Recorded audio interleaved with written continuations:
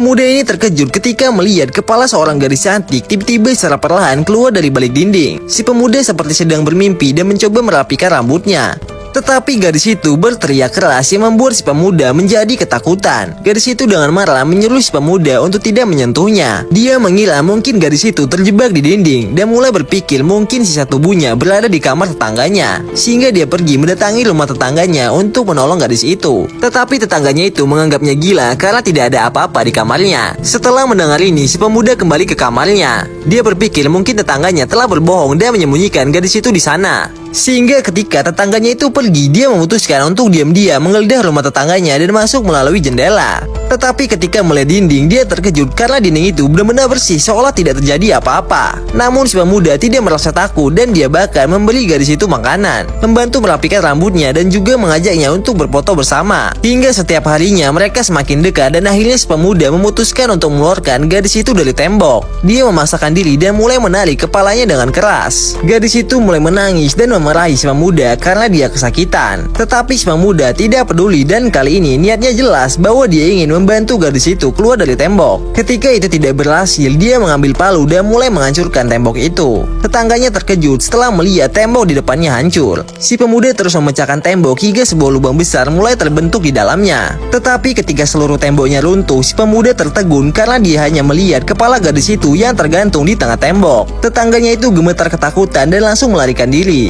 Sisa tubuhnya tidak terlihat dimanapun dan semua harapannya telah berakhir. Tetapi si pemuda ingin memastikan bahwa leher gadis itu bahkan tidak bisa disentuh. Dia ketakutan tetapi tetap ingin mencoba mengeluarkannya.